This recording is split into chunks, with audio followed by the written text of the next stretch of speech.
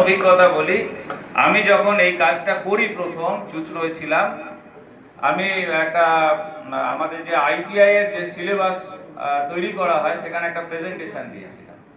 সেখানে একটা কোর্স তৈরি করার কথা প্রস্তাবে ছিল। সেই কোর্সে আমি এখানে এডুকেশনাল কোয়ালিফিকেশন রেখেছিলাম, যারা মাধ্যমিক পাস ছেলে মেয়ে তারা এই কোর্সটা করতে পারবে।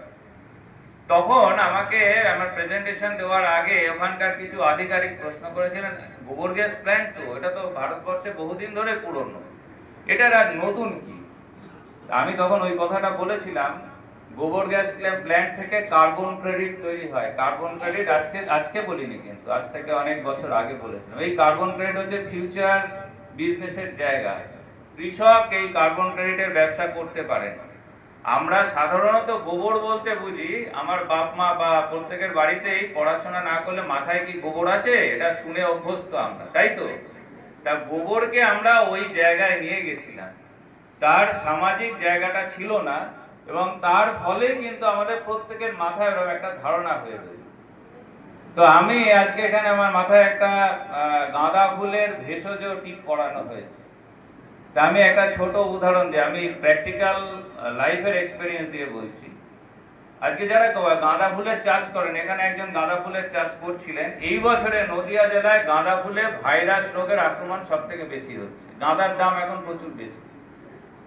এই ভাইরাস রোগটা কিন্তু মানুষের ক্ষেত্রে যেরকম করোনা ভাইরাস এসেছিল এবং এত লাফালাফি আমরা করেছিলাম প্রাণ বাঁচানোর জন্য, গাছের ক্ষেত্রেও ভাইরাস রোগের ক্ষেত্রে আমরা বলি, যারা আর কি বিশেষজ্ঞ বলে নিজেদের দাবি করি, আমরা বলি যে তুলে ফেলে দাও, তো মাটিতে পুঁতে দাও, সেফ। আর কিছু ওষুধ দিতে বলি যাতে ভাইরাসটা না ছড়িয়ে যায়। কিন্তু আমি এই নদিয়া জেলার হরিণঘাটা ব্লক, এখানে প্রসূন আছে, প্রসূনের ওর টিমের একজন মহিলা কৃষকও আছে, তাপসী রায় বলে একজন কৃষক, মহিলা কৃষক, ও মালটা তৈরি করেছিল। আপনারা বলছিলেন না যে এখানে অনেক লেবু চাষ হয়, মালটা গাছে যখন আমরা গেছিলাম, আমরা একটুখানি ছুটির দিনে আমি পার্সোনালি যাই, মালটা গাছে এরকম ভাইরাস রোগ হয়েছে, ছিট্রাস ভাইরাস রোগ হয়। আমি তাকে বলেছিলাম আপনি গোচোনা কাউ ইউরিন 10% আপনি স্প্রে করুন, এবং ও করে ওর ওখানে ভাইরাস ডিজিজ কিন্তু ও আটকে দিতে পেরেছিল। সেই অভিজ্ঞতা থেকে গত বছরে হুগলি জেলায় আমারই কিছু পরিচিত কৃষক আছে, যাদের গল্প এখানে বলবো আমি। তারা বেগুন চাষ করেছিল, এবং বেগুন চাষে গতবারে নদিয়াতেও হয়েছিল হলুদ ভাইরাস রোগ, ইয়েলো ভেন মোজাইক বলি আমরা। তাতে করে গাছ ছোট হয়ে গেছিল, ফলগুলো ছোট্ট ছোট্ট, এবং বাজারে কোনো দাম নেই, বেগুনের দাম যে খুব আকাশ ছোঁয়া হয়ে গেছে। ওই কৃষককে আমি বলেছিলাম ওখানে একটা বায়োগ্যাস প্ল্যান্ট, আমরা 10খানা বায়োগ্যাস প্ল্যান্ট দপ্তর থেকে করে দেওয়া ছিল এই গবেষণা প্রজেক্টের পার্ট হিসাবে, তখন আশিসদা দপ্তরে ছিলেন। সেই কৃষক 3 দিন অন্তর ওই 10% কাউ ইউরিন গোচোনা স্প্রে করেছিল, এবং ও সব থেকে, ও তো দারুণ প্রোডাকশন হয়েছে, এবং ওর ছবিগুলো আমার কাছে এখনো হোয়াটসঅ্যাপে আছে। সব থেকে মজার জায়গা যেটা, সেটা হচ্ছে যে ওর পাশের যে কৃষক, যে পাশের জমিতে দিনে এবেলা ওবেলা স্প্রে করে কিছু করতে পারছে না, ওকে আলাদাভাবে জিজ্ঞেস করছে তুই করছিসটা কি স্প্রে করছিস? বলছে তোর তো গরু নেই, আমার গরু আছে, আমি গোচোনা স্প্রে করছি, আমার ঠাকুরদাও করেছে, তুই কি নিবি? তো বলেছে যে ঠিক আছে তুই আমায় দিস। সেই কৃষক কিন্তু ওর থেকে গোচোনা নিয়ে ওই 10% স্প্রে করে কিছুটা অন্তত ওর গাছকে রক্ষা করতে পেরেছে। আমার বক্তব্য হচ্ছে প্রাকৃতিক কৃষি মানে এইরকম নয় আজকে আমরা মঞ্চের থেকে সব জেনে সবকিছু বলে দিচ্ছি। কৃষককে আমি মনে করি সে হচ্ছে স্বভাব বিজ্ঞানী। একজন কৃষক যদি মনে করেন আমরা যেটা জানি না সেটা সে তার জীবনে প্রতিদিন পরীক্ষা করে, এই মানসিকতা। একটা মেয়ে বলছিল না আমাকে যা বলবেন তাই করব, আমি বলবো ঘুরিয়ে যে আপনিও বলবেন কিছু কিছু কাজ, যে কাজটা আপনি নিজের, আপনার ভেতরে এত উৎসাহ, আপনাকে বলবো যে আপনি নিজে নিজে কিছু করুন, এক্সপেরিমেন্ট করুন। সেই কথাটা, সেই গল্পটা এইরকম একটা হাউসে সবার সামনে গর্বের সাথে বলবেন। তাতে হবে কি আমাদের আত্মবিশ্বাস বাড়বে। আত্মনির্ভরতা একদিনে তৈরি হয় না। তা এখন আমি যেটা বলবো যে এই যে কৃষকদের কথাগুলো বলবো, করোনার সময় সবাই লাইনে দাঁড়িয়ে সার কিনেছিল, বা ওরা অনেকে এখনো তো সবাই কেনে, ওরা কিন্তু সারের দোকানে যায় না। ওদের সেই বলতে পারেন যে আমি প্রজেক্টটার নাম ছিল স্বনির্ভর কৃষি। সেই কৃষিতে তারা অনেকটা তাদের জীবনে অনেক চ্যালেঞ্জ আছে, অনেক সমস্যা এখনো আছে। এবারে আমি আমার ইয়েতে চলে যাচ্ছি, পরের স্লাইডটা দেখান। আচ্ছা, এখানে আমি প্রথমে আচ্ছা ঠিক আছে ঠিক আছে ঠিক আছে ঠিক আছে, আমি দেখে বুঝে গেছি। আচ্ছা, যেটা হচ্ছে যে অনেকে প্রাকৃতিক কৃষির এত ভালো বলেন, আমি বলতে শুরু করেছি যে প্রাকৃতিক কৃষির কি কি চ্যালেঞ্জ আছে।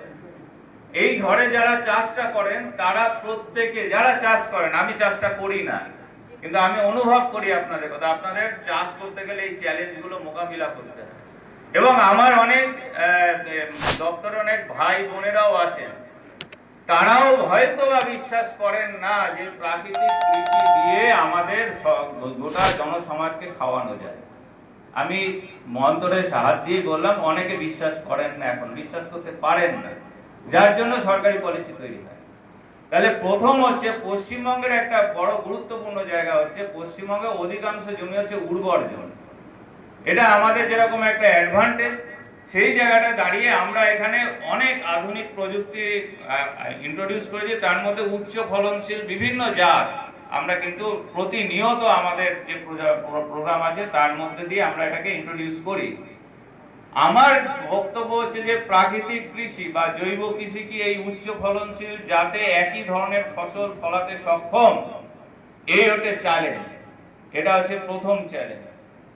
দ্বিতীয় চ্যালেঞ্জ হচ্ছে রোগ পোকা নিয়ন্ত্রণে সম্পূর্ণ প্রাকৃতিক উপায়ে আমরা কি কন্ট্রোল করতে পারি না পারি না। আমার সামান্য অভিজ্ঞতা থেকে বলতে পারি যে এটাতে নিরন্তর গবেষণা দরকার। হুগলি জেলায়, নদিয়া জেলায় যে পদ্ধতিতে আমি এই কাজটা করতে পারবো, অন্য জেলায় সেটা পারবো না। এবং এই পোকা বা এই রোগের যে জীবাণুগুলো, এরাও কিন্তু জীবন্ত। আমরা যেরকম প্রতিনিয়ত আমাদেরকে রক্ষা করার জন্য আমাদের নিজেদেরকে অ্যাডাপ্ট করি বলি, আমরা আমাদেরকে পরিবর্তন করি, এই জীবাণু, এই পোকাগুলো কিন্তু নিজেদেরকে প্রতিনিয়ত পরিবর্তন করছে, কারণ তাদেরও বাঁচতে হবে। সেই জন্য তাদের জন্য নিরন্তর গবেষণা করার দরকার। এবং এই যে প্রাকৃতিক বা জৈব উপায় তাদের নিয়ন্ত্রণের জন্য আমার মনে হয় যে অবিলম্বে আরো বেশি বেশি করে আমাদের গবেষণা কাজে, যেরকম আমি একটা রোগের কথা বললাম, ভাইরাস রোগ, এটা অবজারভেশন, এরকম আরো আছে, সেগুলো আমার অভিজ্ঞতা থেকে এখানে সবগুলো লিখিনি। তারপরে হচ্ছে যে অধিক ফলনের জন্য ক্রমবর্ধমান প্রতিযোগিতা। একজন কৃষক ধরা যাক ধানের বিঘেতে 20 মণ ফলন পান, পাশের জন্য তুই 20 মণ পাস, আমি তো 25 মণ পাই। ওর মনের মধ্যে প্রথমেই ধারণা হলো তাহলে আমি তো একটু পিছিয়ে গেলাম। এই একটা নিরন্তর প্রতিযোগিতা চলছে, কিন্তু হয়তো দেখা হলো 25 মণ পায় না, কিন্তু একটা সবার মধ্যে একটা প্রোডাকশনকে আমাদের বেশি নিতে হবে, না হলে আমি ফার্স্ট হতে পারবো না, এরকম একটা আমাদের প্রতিযোগিতা চলে।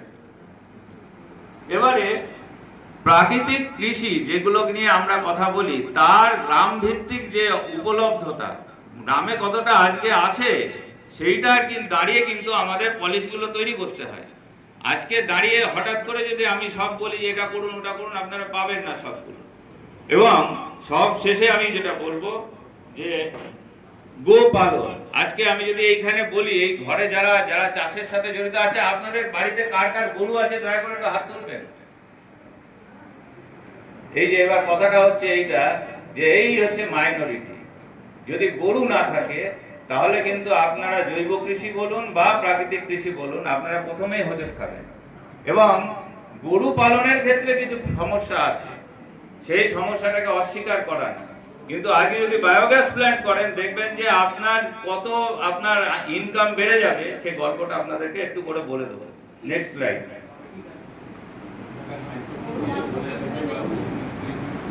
না করবো না সচেতন না। আচ্ছা, 1970 সালে কিন্তু আমাদের দেশে, আজ থেকে কত বছর আগে এই বায়োগ্যাস প্ল্যান্ট তৈরি মানে মিশনটা তৈরি হয়েছে, প্রজেক্টটা তৈরি হয়েছিল।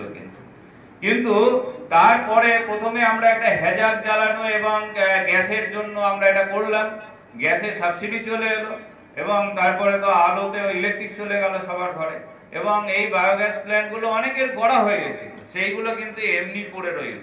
এবং অযত্নে আজকের দিনে দাঁড়িয়ে যদি একটা আমাদের এলপিজি সিলিন্ডারের যা দাম, তাতে করে যদি একটা মানুষকে শুধু একটা বায়োগ্যাস প্ল্যান্ট তৈরি করে দেওয়া হয়, তাহলে বছরে সে 12টা সিলিন্ডারের গ্যাসের যা দাম হয়, সেই দাম কিন্তু সে ইনকাম করতে পারে, মানে তার ওই সিলিন্ডারটা লাগবে না। তার মানে মিনিমাম তার 11-12 হাজার টাকা তার সেভিংস হয়ে যাবে ওখান থেকে। প্লাস আমি এটা বলছি, যেটা পরে হয়তো বলার সময় থাকবে না, সেটা হচ্ছে যে আমি দেখেছিলাম, ধরুন নদিয়া জেলার কথা বলছি, আমরা এখানে বিভিন্ন ধরনের ফসল চক্র, আমন ধান, বোরো ধান, তারপর পাট করি, কেউ তিল করে, আবার দেখা যায় কেউ সবজি করে। যদি বছরে 3টে ফসল করা যায়, দেখা যাবে যে 1 বিঘে জমি যদি 20 কাঠায় 1 বিঘে হয়, সেই 1 বিঘে জমিতে একটা মানুষ 1 বিঘে জমিতে বছরে 4,000 টাকার সার কিন্তু সে সেভ করতে পারবে। এবং একটা বায়োগ্যাস প্ল্যান্ট 3 বিঘে বা 1 একর জমিতে 3 বার কিন্তু চাষ করতে পারবে, উচ্চ ফলনশীল ধানই চাষ করতে পারবে। তাহলে কিন্তু দেখা যাচ্ছে বছরে তার সেভিংস হচ্ছে 12,000 টাকা। আগে 12,000 বললাম, এখন 12,000 সারের জন্য। এই 24,000 টাকা একটা প্ল্যান্ট থেকে আপনার ইনকাম হবে। এই বলাগড় হুগলিতে যখন এই প্রজেক্টটা করা হয়েছিল, তখন ওই গ্রামের মহিলারা প্রথম বলেছিল যে আমরা গরু চাষের আগে লাভ দেখতে পাইনি, এখন গরু চাষের আমরা লাভ দেখতে পাচ্ছি। এবং যারা গরু বিক্রি করে দিয়েছিল, আমার নিজের জানা যে পাশাপাশি 2জন গরু কিনেছিল, আমি যতদিন ওখানে ছিলাম, তারা গরু বিক্রি করে দিয়েছিল এবং ওদের দেখে তারা গরু কিনেছিল। নেক্সট। আচ্ছা, এখানে আমি আপনাদেরকে একটা ছবি দেখালাম, এটা একটা মোটামুটি একটা চিত্র বলাগড়ের। দেখুন, ওটা কিন্তু এমটিউ, যেটা আমরা 7029 বা স্বর্ণ বলেন, ওই ধান কিন্তু ওটা শুধুমাত্র ওই বায়োস্লারি জৈব সার দিয়েই হয়েছে। পরিমাণটা নির্দিষ্ট দিতে হবে, কম দিলে হবে না। এই সারের ফ্যাক্টরি কিন্তু আপনার বাড়িতেই তৈরি হয়ে যাচ্ছে। দ্বিতীয় হচ্ছে যে গরু পালন করতে গেলে কিন্তু বাজার থেকে যদি খোল ভুসি কিনে ভাবেন গরু পালন করে লাভ করবেন, তাহলে কিন্তু বেশ চাপ আছে। একটা গরু থাকলে পরে আপনার 5 কাঠা জমিতে যদি সারা বছর সবুজ গোখাদ্য চাষ করেন, তাহলে কিন্তু আপনার গরু পালনের খরচ প্রায় শতকরা 71% কমে যায়। শতকরা 71% কমে যায়। আমাদের এখানকার 3 বছর আমরা দেখেছিলাম চাষিদের জমিতে। এবং এটা হচ্ছে ধরুন ওই একজন কৃষক আছে আর পাশে একজন আত্মার বিটিএম আছে। এখানে বর্ষাকাল এবং গ্রীষ্মকালে সরঘাম এবং ভুট্টা এইটা যদি করেন, এবং শীতকালে যদি বার্সিম এবং ভুট্টা এবং ওট, এইটা আমরা ওদেরকে দিয়ে করিয়েছিলাম সারা বছর।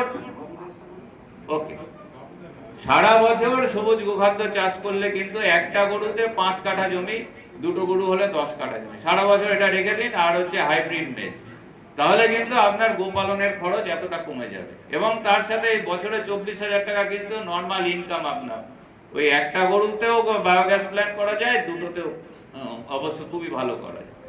আচ্ছা, নেক্সট হচ্ছে যে এরা কিন্তু পটল চাষ, পটলও করে, সবজি, হেন চাষ নেই যে ওরা যে ক্রপ মিউজিয়াম করে, সমস্ত ধরনের চাষ করে। Next please. ঠিক আছে, এবারে তাহলে আমি যেটা আপনাদের কাছে বলছিলাম যে দেখুন, বছরে 3 বার কিন্তু চাষ করতে পারবেন, উর্বর জমিতেই চাষ করতে পারবেন, উচ্চ ফলনশীল ধানই চাষ, উচ্চ ফলনশীল যে সমস্ত সবজি, সমস্ত কিছু কিন্তু এই জৈব সার দিয়েই করতে, কোনো কেমিক্যাল সার লাগবে না। এবং এটাও ঠিক যে 3 বছর নাই, একটা বছরের এক সিজনের মধ্যে কিন্তু আপনি যে ফলন পাচ্ছিলেন সেই ফলন পাবেন। নেক্সট। আচ্ছা, আগেরটা একটু দেখি। আচ্ছা, এখানে এখন তো সবাই আমন ধান চাষ করছেন নিশ্চয়ই, এখন তো জমিতে আমন আছে।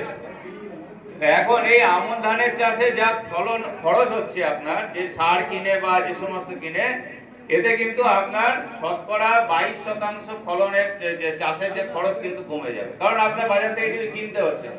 আমি রান্নার কথা বলছি না, শুধু চাষের কথা বলছি। তার ফলন কেমিক্যালের থেকে 5% বেশি হয়েছে এই 3 বছরের যে গড়।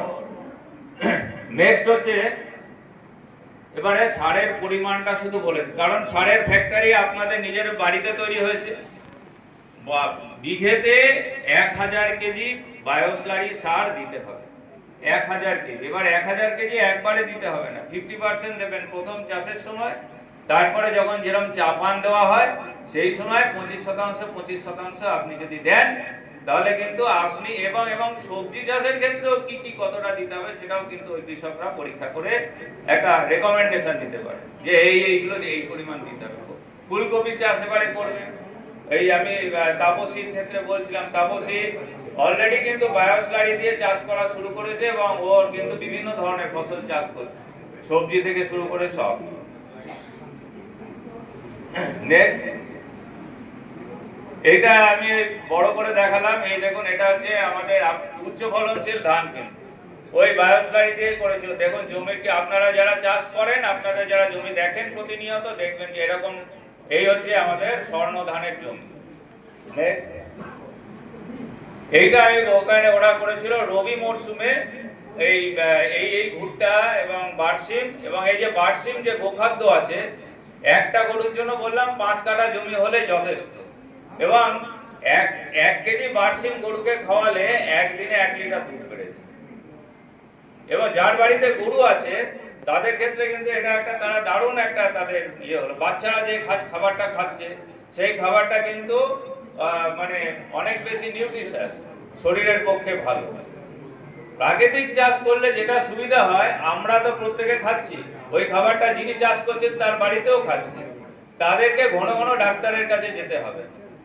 এই যে করোনার সময় দোকান থেকে সব তো জিঙ্কোভিট, অমুক তসুক সবাই জিঙ্ক কিনে খাচ্ছিলেন। কারণ হচ্ছে যে আমরা জমিতে যে সারগুলো দিচ্ছি, দেখা যাচ্ছে যে জমিতে জিঙ্ক থাকলে পরেও জিঙ্কটা ওই গাছ নিতে পারছে না সাফিসিয়েন্ট, এবং ওই জিঙ্কটা আমাদের খাবারে আসছে না। আমরা যারা খাচ্ছি, আমরা জিঙ্কের অভাবে ভুগছি, এবং তার জন্য আমাদের বিভিন্ন রোগ হয়। আমাদের দোকানে ডাক্তারবাবুরা বলেন, আমরা ডাক্তারের কাছে ভিজিট দিয়ে যাচ্ছি, গিয়ে জিঙ্কোভিট দোকান থেকে কিনে খাচ্ছি। কিন্তু আজকে যদি আপনি যে ফসলটা চাষ করছেন তার মধ্যে যদি সাফিসিয়েন্ট পরিমাণ জিঙ্ক থাকতো, আপনার গরু বাছুর থেকে শুরু করে আপনার বাড়ির যে ছেলে মেয়ে যারা বাচ্চা এবং আপনি নিজে ঘন ঘন ডাক্তারের কাছে যেতে হতো। এই হচ্ছে জায়গা। কাজে এইটা করতে গেলে কি করতে হবে, এইটা আমার বক্তব্য। নেক্সট, এই দেখুন, ওই চাষি ও লাভ পেয়েছিল বলে ওর আমের জমিতে এই বারসিম যে ফসল, এটা ফসলটাকে চাষ করেছে। মানে চাষ করলে বললাম তো, এক গরুকে যদি, একটা গরু দিনে 20 কেজি গ্রিন ফডার মানে সবুজ গোখাদ্য খাবে, তাহলে তাকে আপনার বাজার থেকে জেনারেলি খোলভুসি কিনতে হবে না। ওখানকার মায়েরা বললেন সেই সময় একটা গরু পালন করতে একদিনে 26 থেকে 29 টাকা এই খোলভুসি কেনার জন্য খরচা হয়, তা সেই টাকাটা তার বেঁচে যাচ্ছে। নেক্সট, দেখুন এই চাষি খুব অ্যাডভান্স চাষি, একই জমিতে একই সময়ে সে 2 ধরনের ফসল, ওপরে লাউ হচ্ছে, নিচে মূলো হয়েছে। নেক্সট, ছবিগুলো দেখলে বুঝবে। কে একজন বলছিলেন ব্রোকলি চাষ করেছেন, দেখুন ও কিন্তু ওই বায়োস্লারি দিয়েই করেছে, এগুলো কোনো কেমিক্যাল সার নেই, ব্রোকলি করেছে। নেক্সট, দেখুন ও কিন্তু এই বেগুন চাষই করেছে, বেগুন চাষ শীতকালে ওই বায়োস্লারি দিয়ে, কোনো কেমিক্যাল পেস্টিসাইড নেই। নেক্সট, এরকম শশা চাষ করে যে আরেকজন চাষি, এই চেহারা দেখলে, গাছের চেহারা দেখলেই বুঝতে পারছেন। নেক্সট, এটা পটলের জমি দেখুন, এগুলো কিন্তু টোটালটাই কিন্তু ওরা নিজে এখন এই যে প্রায় 10-11 বছর ওরা নিজেরা এটা দিয়েই করে কিন্তু। নেক্সট, এইটা হচ্ছে টোটাল সিস্টেমটা, এই যে যেটা হচ্ছে যে ওই বায়োগ্যাস প্ল্যান্ট থেকে ওপরে যে ওখানে সবাই আমরা ছিলাম, বায়োগ্যাস প্ল্যান্টে স্লারিটা এমনিই বেরোচ্ছে। ওটা একটা বড় জায়গা, বড় প্ল্যান্ট করে নিয়েছিল, সেই স্লারিটা এরকম শুকিয়ে সেই স্লারিটাই জমিতে দিচ্ছে। নিজের ফ্যাক্টরি নিজের বাড়িতে তৈরি করে নিয়েছে, এর থেকে আর বড় আত্মনির্ভর আর কে হতে পারে। নেক্সট, এই দেখুন ওর মাকে দেখুন, আপনারা যারা মায়েরা রয়েছেন দেখুন, ওর মা হচ্ছেন সব থেকে খুশি মানুষ। ওদের বাড়িতে কোনো এলপিজি সিলিন্ডারও লাগে না, কোনো কাঠকুলি দিয়ে রান্না করতে হয়, নিজেরাই ওই বায়োগ্যাস প্ল্যান্টের যে আছে, গ্যাস আছে, ওটা দিয়ে রান্না করে। যখনই গ্যাস পুড়িয়ে গেল আবার একটুখানি চালিয়ে দিল, গ্যাস দিয়ে রান্না হলো। আর দেখুন ওর ছেলে ওখানে ওই স্লারি দিয়ে মাঠে চাষ করছে। নেক্সট, তৎকালীন আমাদের একদম প্রণম্য স্যার প্রফেসর টিকে বোস, উনি গেছিলেন ওই সাফল্য দেখতে ওখানে, বয়স তখন প্রায় ওনার 86 বছর। নেক্সট, এই দেখুন এই সাফল্য কিন্তু আপনাদের জেলা রানাঘাটেও চলে এসছে। রানাঘাট 2 নম্বর ব্লকে একজন ফুল চাষি, ও মূলত রজনীগন্ধা চাষ করে, ওকে আত্মা প্রকল্প থেকে একটা প্ল্যান্ট তৈরি করে দেওয়া হয়েছিল, তৎকালীন যিনি আধিকারিক ছিলেন উনি করে দিয়েছিলেন। এবারে সেই কৃষক যিনি ফুল চাষ করবেন, তিনি এই শীতকালে রজনী উঠে যাওয়ার পরে নিজেই আর কি হাইব্রিড সর্ষে বাজার থেকে কিনে নিয়ে এসেছিলেন। আমাদের যাদের অনেকে বুকে দম নেই হাইব্রিড হবে কিনা জৈবতে, হাইব্রিড সর্ষে নিজে চাষ করেছিল, করে আমাদের ডেকেছিল, স্যার দেখে যান। আমি নিজে দেখে অবাক হয়ে গেছি যে এরকমও এত সুন্দর হাইট হতে পারে। দারুণ সর্ষে, এবছরও করবে সে। নেক্সট, এটা আমরা আমাদের গবেষণা কেন্দ্রে, এটা আপনাদের দেখানোর উদ্দেশ্য হচ্ছে যে গবেষণা কেন্দ্রে এই বায়োস্লারিকে নিয়ে কিভাবে আরো কিছু করা যায় তার পরীক্ষা নিরীক্ষা আমরা প্রতিনিয়ত করি, সেটা করছি। নেক্সট, এটা ওই প্রাকৃতিক কৃষির মধ্যে একটা হচ্ছে, এখানে আপনাদের কিটের মধ্যে জীবাণু দেওয়া আছে দেখবেন। গ্রামে এই কৃষকরা কিন্তু এই জীবাণুগুলো নিজেরা তৈরি করতে পারে, ওদেরকে ট্রেনিং দিয়ে এটা তৈরি করে। যদি সত্যি সত্যি জৈব চাষ করতে হয়, এই জীবাণু তাদেরকে তৈরি করার, এবং খুব একটা বিরাট নয় আর কি, কঠিন কিছু নয়। বিশেষত যারা অল্প বয়সী, যারা ওই উদ্যমী, ওই মেয়েটি যেটা বলছিল ওই রকম যারা থাকবে, তাদের পক্ষে এটা শিখে নেওয়া খুব অসুবিধাজনক নয়। নেক্সট, এবারে আমি আমার বক্তব্য শেষ। আমি শুধু একটাই কথা বলতে চাই, এখানে সবাই রয়েছেন, ওই বললাম পলিসি মেকাররা রয়েছেন, ইমপ্লিমেন্টেশন যারা করে রয়েছেন, আমরা হচ্ছি মাঝের ব্রিজ। আমি এই বায়োগ্যাস প্ল্যান্ট এনআরইজিএ তে যদি করা যায়, এরকম একটা চিঠি লিখেছিলাম একটা সময়, তার একটা উত্তর এসেছিল যে এনআরইজিএ এর যে কি কি কাজ করা যাবে তার মধ্যে কিন্তু বায়োগ্যাস প্ল্যান্ট নেই, তার জন্য করা যাবে না। আজকে জি রামজি বলে যে স্কিম আছে, সেই স্কিমে 318টা আইটেম আছে, তার মধ্যে 180তম আইটেম হচ্ছে ইন্ডিভিজুয়াল লেভেলে বায়োগ্যাস প্ল্যান্ট করা যায়। দয়া করে দেখুন, আপনারা ভেবে দেখুন, যদি করা যায় আমার মনে হয় বহু কৃষক যাদের আজকে গ্রামে সত্যি জৈব চাষ করতে বলে, জৈব চাষের ইনপুট নেই, কারণ গরু নেই, সোজা কথা। গরু থাকতে হবে, গরু পালন করতে গেলে এই সমস্যাগুলো হয় কৃষকের। আমার অভিজ্ঞতা থেকে যেটুকুনি পারলাম বললাম, এবং আরো অনেক কিছু বলার থাকে। আমি মূলত শুনতে চাই, যারা রয়েছেন আজকে রয়েছেন, অনেক কথা শোনা হয়নি, শুনবো, ভবিষ্যতে যদি মনে হয় কিছু করতে পারি করব। সকলকে অসংখ্য অসংখ্য ধন্যবাদ।